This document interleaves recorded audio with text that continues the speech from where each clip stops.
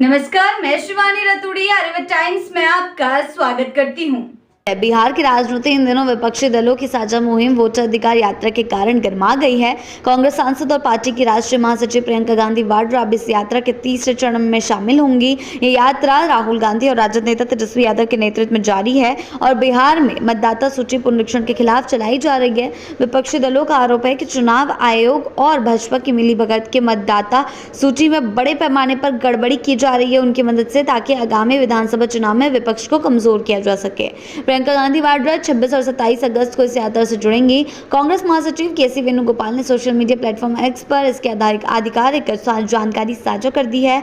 उन्होंने लिखा है कि वोटर अधिकार यात्रा अब केवल बिहार तक सीमित नहीं रही, बल्कि ये पूरे भारत के लोकतंत्र को बचाने का आंदोलन बन चुकी है। साथ ही साथ बता दें, ये यात्रा वोट चोरी और लोकतंत्र पर हो रहे हमलों के खिलाफ एक ऐतिहासिक अभियान बन रही है। आने वाले दिनों में कांग्रेस और इंडिया गठबंधन के कई प्रमुख नेता इस यात्रा में शामिल होंगे। तीसरे चरण में प्रियंका गांधी के अलावा तमिलनाडु के मुख्यमंत्री और डीएमके प्रमुख एम.के. स्टालिन, कर्नाटक के मुख्यमंत्री सिद्धारमैया, उत्तर प्रदेश के पूर्व मुख्यमंत्री व समाजवादी पार्टी के अध्यक्ष अखिलेश यादव भी इस यात्रा में शामिल होंगे। कार्यक्रम के अनुसार 27 अगस्त को, 29 अगस्त को, 30 अगस्त को ये सभी लोग धीरे धीरे करके शामिल होंगे, यात्रा में पहुंचेंगे।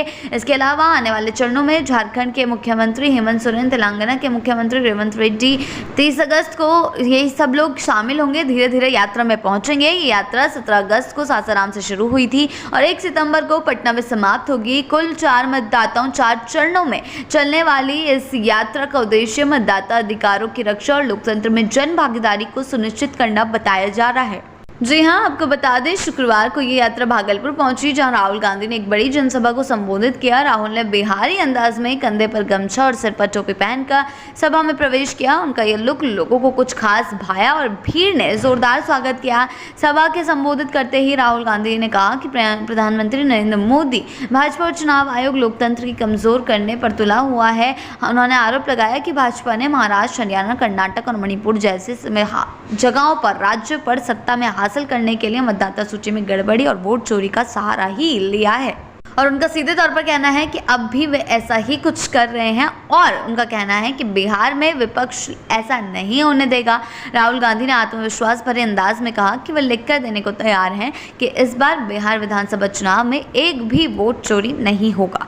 राहुल गांधी ने कहा कि बिहार की जनता जागरूक है और यहाँ विपक्षी दलों का गठबंधन एकजुट होकर लड़ रहा है। उन्होंने दावा किया कि भाजपा और उनके सहयोगियों की चालें इस बार नाकाम होंगी। राहुल ने जनता से अपील की कि वे वोटर लिस्ट की गड़बड़ियों पर नजर रखे और लोकतंत्र बचाने की इस लड़ाई में विपक्ष का साथ दे। सभा में बिहार विधानसभा में नेता प्रतिपक्ष और राजद नेता तेजस्वी यादव भी मौजूद रहे। तेजस्वी ने कहा कि ये यात्रा केवल भाजपा या चुनाव आयोग के खिलाफ आंदोलन नहीं है, बल्कि ये जनता के अधिकारों की रक्षा की लड़ाई है। उन्होंने कहा कि भाजपा सरकार जनता की समस्याओं पर ध्यान देने के बजाय चुनाव जीतने के लिए नए नए तरीके खोज रही है, लेकिन बिहार की जनता भाजपा को सबक सिखाएगी।